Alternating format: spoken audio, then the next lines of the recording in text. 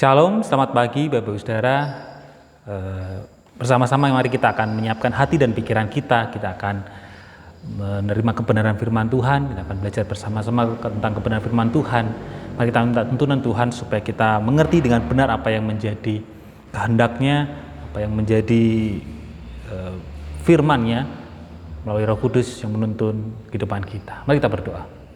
Bapa di surga, kami sungguh mengucap syukur pagi ini dalam ibadah kami menyiapkan hati dan pikiran kami untuk mendengar kebenaran firman-Mu.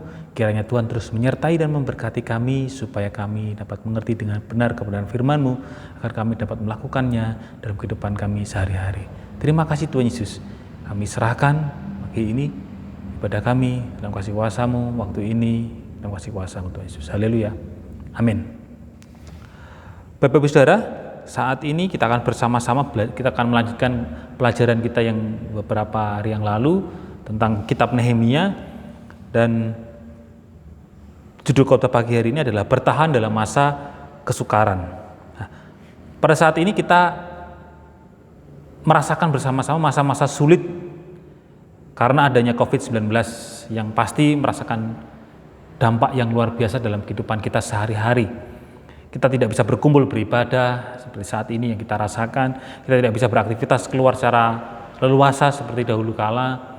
Harus pakai masker yang mungkin berjam-jam kita bisa rasa pengap dan sebagainya.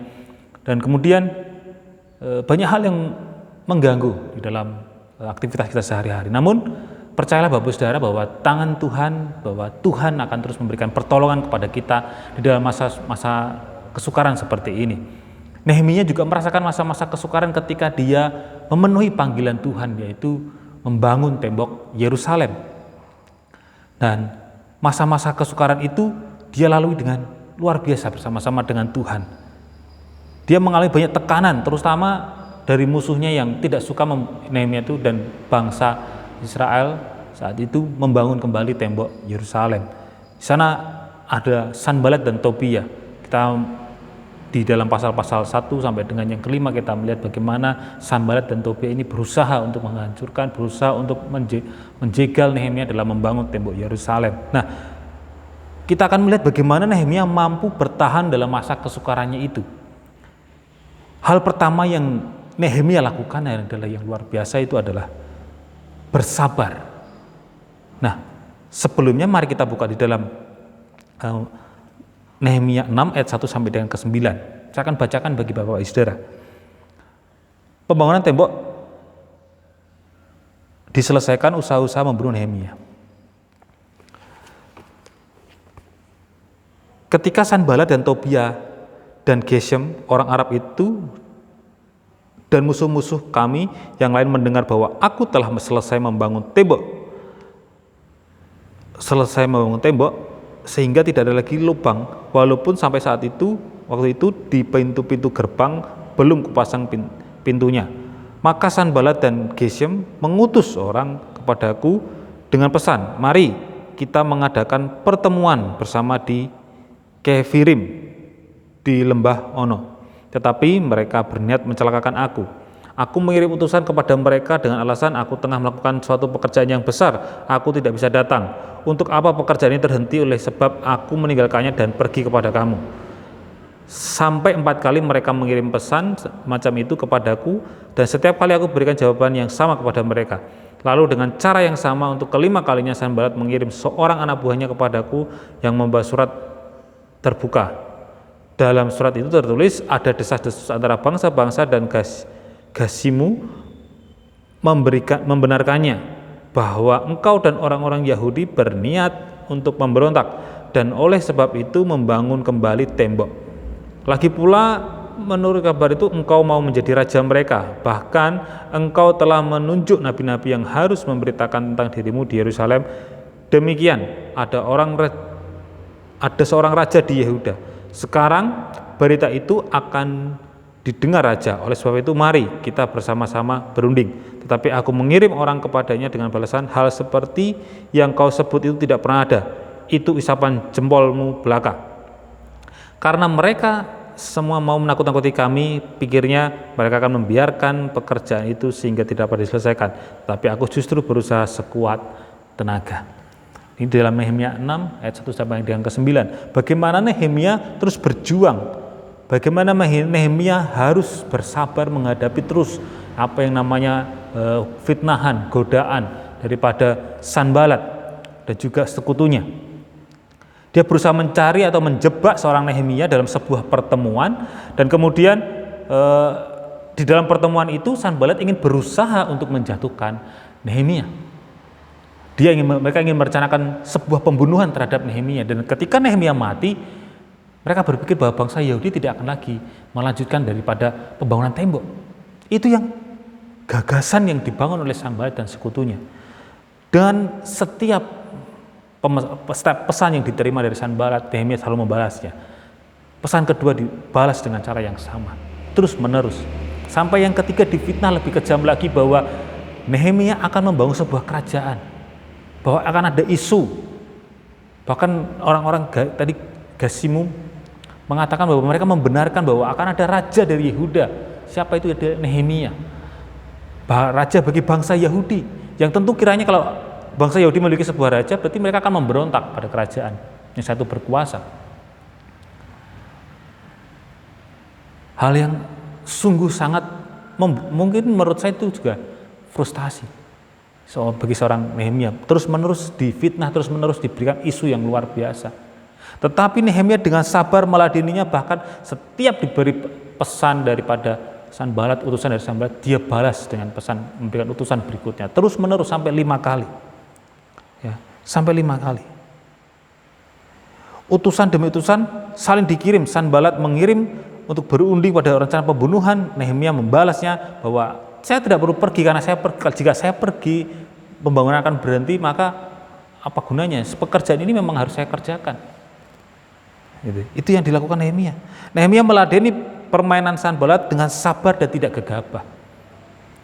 Kalau seandainya utusan itu dibiarkan begitu saja, tentu itu bisa dibuat sebagai pembenaran buat Sanbalat bahwa benar bahwa isu bahwa Nehemia akan menjadi raja ataupun Nehemia akan memberontak dengan membangun tembok itu adalah benar. Karena apa? Ketika ada pesan tidak dibalas, berarti memang ada sebuah rencana yang disembunyikan. Itu mungkin yang ingin dicoba oleh Sanbalat, dan para utusan yang dikirim oleh Nehemia adalah utusan untuk klarifikasi apa yang isu yang salah. Nehemia dengan sabar meladeni segala kecurangan dan hal-hal yang cukup membuat kesusahan besar bagi seluruh bangsa Yahudi pada saat itu. Kita pada masa kesusahan seperti ini mungkin juga membutuhkan kesabaran sama seperti Nehemia. Nehemia digempur dengan berita-berita fitnah yang cukup membuat dia mungkin merasa, ya aku harus bergantung penuhnya pada Tuhan. Kalau beberapa waktu pilkada pun pilpres yang lalu, tentu setiap tokohnya juga akan dihantam dengan isu hoaks dan sebagainya. Seperti itu yang mungkin dialami. Betapa stresnya, betapa bingung, betapa harus membuat klarifikasi A, klarifikasi B untuk menunjukkan kebenaran. Tapi Nehemia dengan sabar meladeninya, dengan sabar. Sanbalat mau seperti ini, diladeni. Sanbalat mau seperti ini, diladeni dengan baik. Maka kita dalam masa kesusahan ini juga membutuhkan kesabaran sama seperti Nehemia. Jika karena COVID-19 ini kita harus banyak di rumah, kita semua dianjurkan di rumah saja, bahkan merantau saja tidak bisa pulang karena harus menaati peraturan pemerintah, maka tetaplah bersabar Bapak Ibu Saudara. Mungkin keluarga yang di Karangjengkol harus merasakan terpisah lebih jauh lama dengan Pak Tarsono yang tidak bisa pulang, yang ada di Jakarta. Tetapi kita terus berdoa. Beliau di sana juga dalam keadaan sehat, beliau di sana juga dalam keadaan yang bugar, tetap bisa melakukan pekerjaannya sehingga bisa memberi apa yang jadi tanggung jawab bagi keluarganya.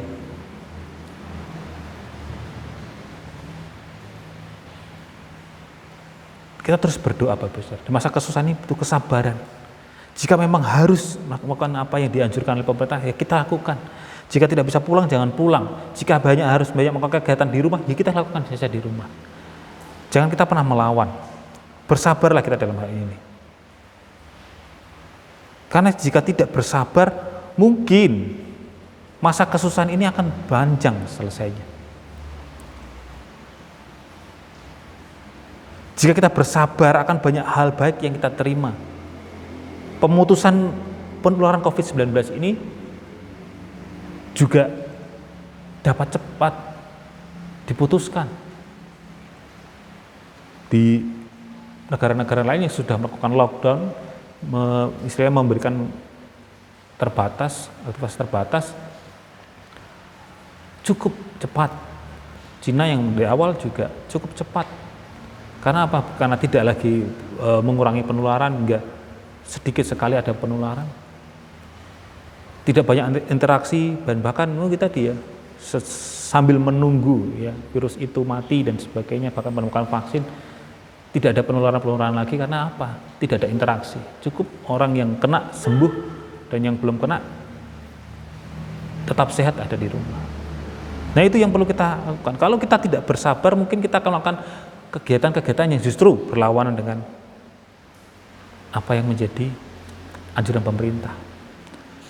Kita harus ladeni saja apa yang menjadi saat ini hal-hal yang harus kita tempuh untuk mengantisipasi daripada kesusahan ini. Bapak Ibu harus kuat, Bapak Ibu harus tetap percaya bahwa Tuhan berikan pertolongan. Bersabarlah, Tuhan pasti berikan pertolongan. Kalau tidak bersabar, ibaratnya seperti pengendara motor di lampu merah.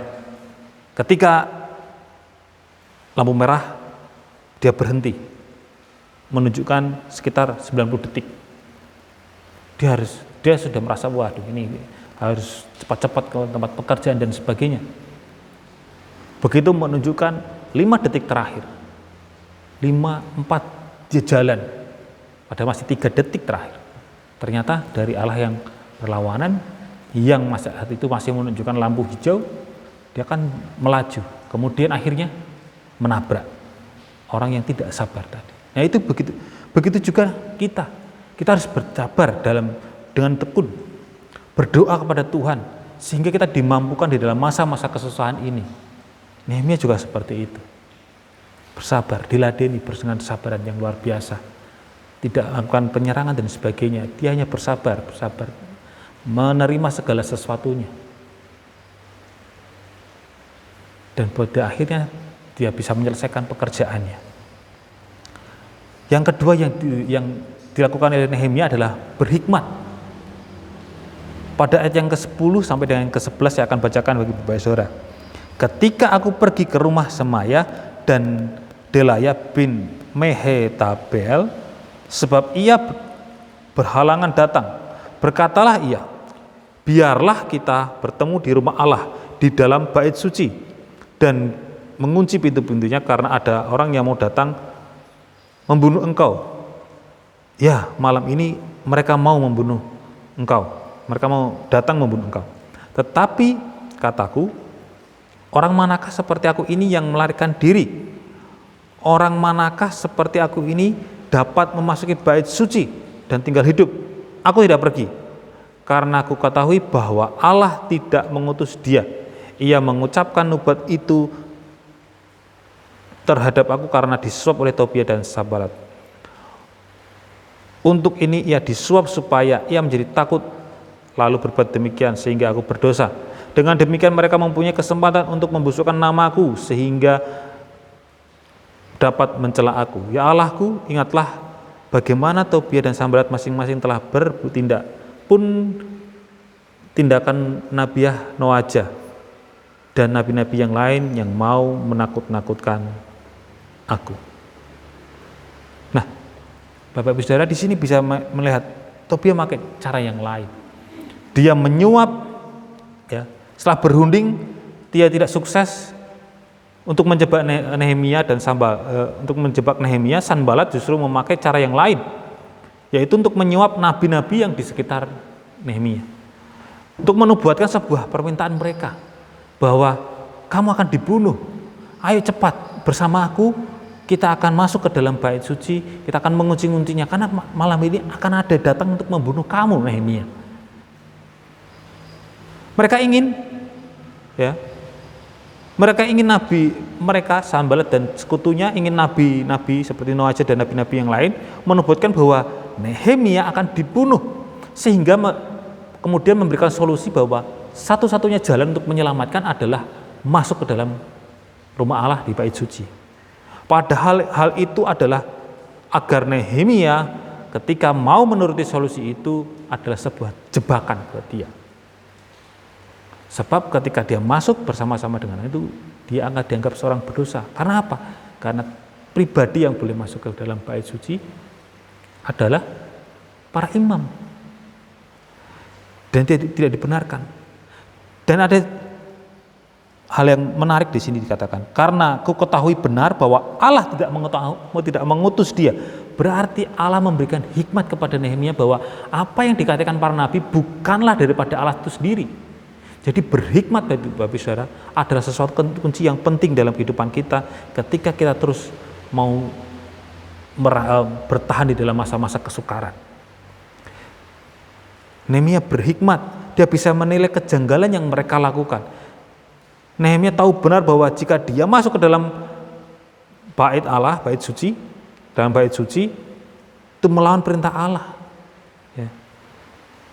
Sehingga dia tentunya akan kemudian difitnah dan kemudian nama baiknya akan dijelek-jelekan oleh orang-orang itu. Hingga pada akhirnya Nehemia memiliki reputasi yang hancur jika Nehemia saat itu menangkap apa yang dikatakan oleh para nabi, nabi-nabi yang disuap.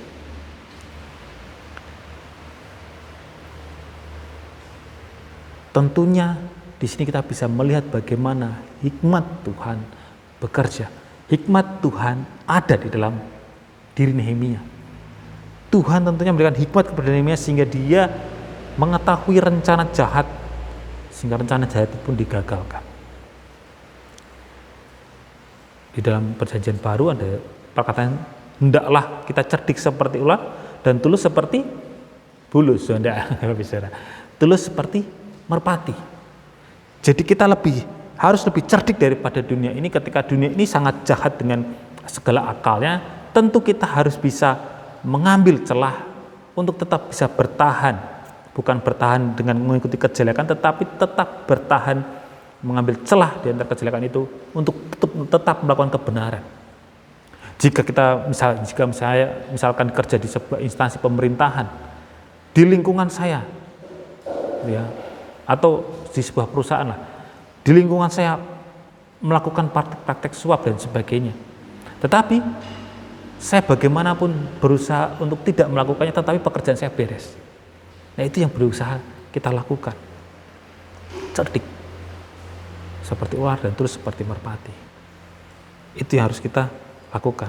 Begitu juga kita jika tidak berhikmat dalam masa kesusahan ini, kita tidak berhikmat pada masa-masa pandemik corona seperti ini, kita mungkin akan cenderung melakukan keputusan-keputusan yang salah. Ketika tidak diperbolehkan mudik, ya ada yang nekat mudik dengan mobil kendaraan pribadi, hingga pada akhirnya nanti mungkin disuruh pulang, hingga pada akhirnya mungkin dia sebenarnya sehat-sehat saja, tapi ternyata dia sebenarnya dalam kondisi positif, karena daya tahan tubuhnya kuat sehingga tidak terlihat, tetapi orang-orang di sekitarnya, saudara, teman, keluarganya bisa jadi terkena daripada virus corona itu sendiri. Nah, ketika kita disuruh pakai masker untuk beraktivitas keluar, ya kita malas karena pengap gitu ya, rasanya tidak mengganggu sekali dalam bernafas. Tapi justru ketika kita tidak berhikmat, kita akan melepasnya. Itu justru membuat kita mudah tertular, mudah. Bahkan kita tidak tahu ketika berinteraksi dengan siapa saja di jalan, yang pada akhirnya justru mereka adalah pembawa virus itu. Karena kita tidak tahu siapa yang membawa. Nah, keputusan-keputusan yang tidak memakai hikmatnya seperti itu adalah sesuatu yang justru akan memberikan dampak yang buruk pada kehidupan kita. Maka perlu kita lakukan dengan baik tindakan-tindakan berhikmat di dalam masa-masa seperti ini. Bapak bisa tentu melihat ya, beberapa berita, saya melihat ada beberapa berita bahwa di Lombok Utara itu ada pribadi yang positif corona, Bapak Ibu Saudara. Tetapi karena dia takut bahwa dia akan dikucilkan masyarakat, karena dia takut bahwa dia akan merasa tidak diterima oleh masyarakat, dia tidak mau akhirnya melaporkan diri ataupun mau diisolasi di rumah sakit.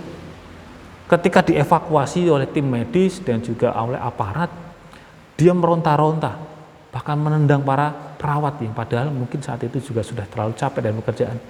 Bahkan yang paling parah adalah dia meludah sembarangan, supaya mungkin semua orang terkena di saat itu. Itu yang merasa, ya Tuhan, gitu ya, keputusannya tidak bijak lah. Padahal ketika dia terkena, para dokter, para perawat juga akan merawat dengan baik. Justru karena tidak kooperatif seperti itu, mungkin harus melakukan sampai evakuasi seperti itu. Nah, Bapak Ibu Saudara, mari kita renungkan kembali, mari kita jangan seperti pribadi itulah. Ya, kita bersikap berhikmat. Kesabaran kita, mari kita, biar itu menuntun kita pada hikmat Tuhan. Sehingga ketika kita melakukan sebuah keputusan itu sesuatu yang benar. Bahkan di dalam masa di rumah saja, kita harus memanage segala pengeluaran dan sebagainya dengan baik. Itu yang perlu kita renungkan dalam kehidupan kita. Jika hikmat Tuhan dalam masa seperti ini tidak ada dalam kehidupan kita, maka kita akan sulit sekali memberikan sebuah keputusan-keputusan yang tepat. Jadi kita benar-benar memerlukan hikmat Tuhan, sehingga ketika dalam masa seperti ini kita bisa membuat keputusan-keputusan yang baik, dan bukan keputusan-keputusan yang dapat berdampak buruk dalam kehidupan kita.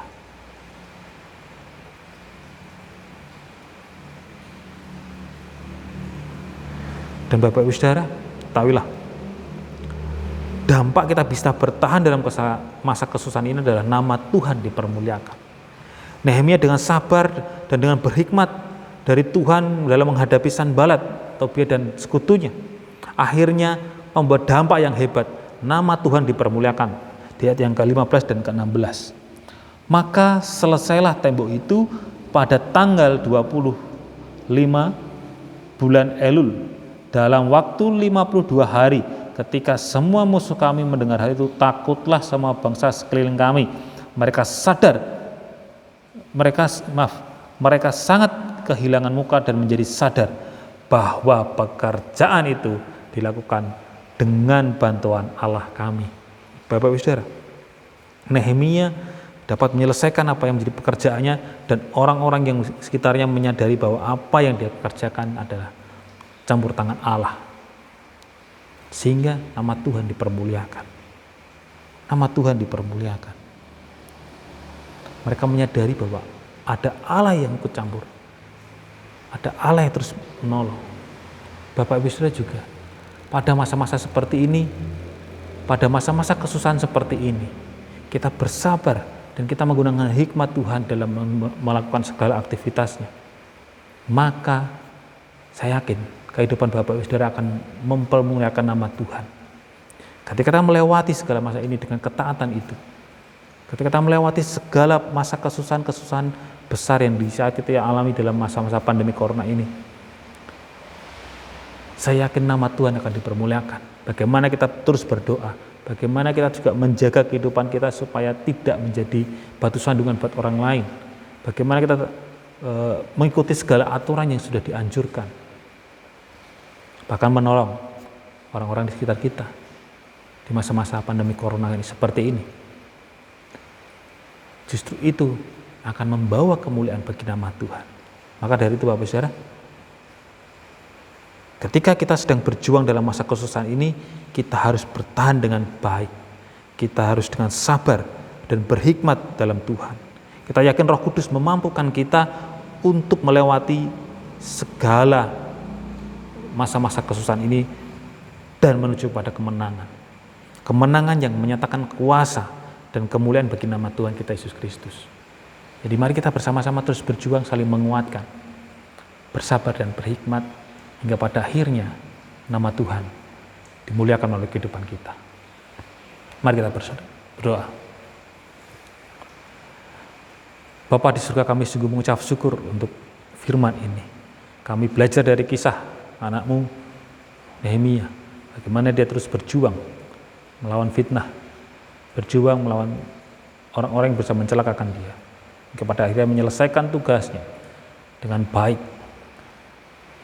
melewati masa kesukarannya dengan baik, dan pada akhirnya orang-orang yang berusaha menjatuhkannya melihat bahwa Nehemia disertai dan diberkati oleh Tuhan, bahwa ada campur tangan Tuhan di dalam pekerjaannya. Kami juga mau memiliki hidup sama seperti Nehemia, Tuhan, bahwa kehidupan kami di masa-masa kesukaran seperti ini juga Tuhan ada campur tangan, Tuhan memberikan pertolongan, Tuhan menyertai dan memberkati kami sehingga kami tetap bisa bertahan di dalam masa kesukaran ini, Tuhan. Tuhan memiliki cara yang ajaib untuk boleh terus menolong kami. Kami yakini itu, Tuhan. Sehingga ketika kami bisa melewati masa-masa ini, nama Tuhan pun juga dipermuliakan oleh kehidupan kami. Kami bersaksi dan kami menjadi teladan bagi orang-orang di sekitar kami untuk terus bisa bertahan dengan baik di masa-masa kesukaran ini. Kami belajar, Tuhan, di masa kesukaran ini kami tidak menjadi egois, tapi kami mau bersabar dan saling menolong satu dengan yang lain. Terima kasih Tuhan Yesus. Kiranya Tuhan terus menyertai dan memberikan kami kekuatan di masa-masa pandemi corona ini, Tuhan. Hingga pada akhirnya kami melewati masa-masa kesusahan ini. Mampukan kami Roh Kudus untuk bisa melakukannya. Terima kasih ya Tuhan. Mari kita minta doa berkat kepada Tuhan untuk mengakhiri pada ibadah minggu pagi hari ini. Terpujilah nama-Mu ya Tuhan, Allah Bapa kami, yang memelihara kehidupan kami, yang menjaga kehidupan kami, dan mencukupkan apa yang menjadi kebutuhan kami. Kiranya Tuhan terus menyertai dan memberkati kami, berkat yang boleh kami terima selama sepekan nanti, pada akhirnya kami bisa bersama-sama berkumpul kembali Tuhan untuk beribadah, untuk memuliakan nama Tuhan di dalam ibadah.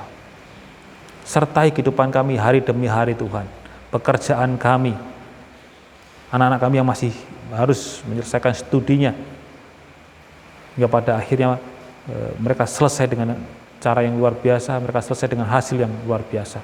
Dan Tuhan terus sertai mereka yang juga sedang belajar, mereka yang saat ini, mereka yang bekerja, mungkin yang memang harus dirumahkan. Tuhan juga sertai dengan kegiatan-kegiatan dengan kesabaran yang luar biasa. Kami yakin Tuhan terus memelihara dan Tuhan menjagai kami semua. Dan Bapak Ibu Saudara, terimalah juga berkat daripada Tuhan Yesus Kristus yang memberikan damai sejahtera dan damai sukacita dalam kehidupan kita. Dan tidak kita lupakan bahwa ada berkat daripada Roh Kudus yang memberikan kita, yang memberikan hikmat untuk boleh menentukan sebuah pilihan yang tepat sesuai dengan kehendak Tuhan. Kita percaya kita telah menerima di dalam Tuhan Yesus Kristus, sehingga ketika kembali ke tempat ini, ketika kembali kita bersama-sama beribadah, Tuhan terus menyertai kehidupan kita.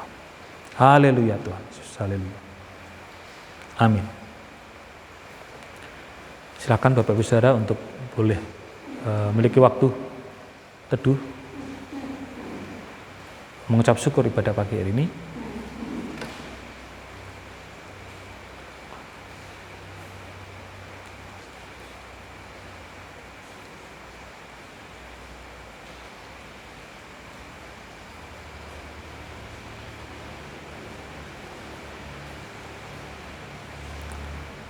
Selamat pagi, kiranya Tuhan Yesus memberkati kita semua. Amin.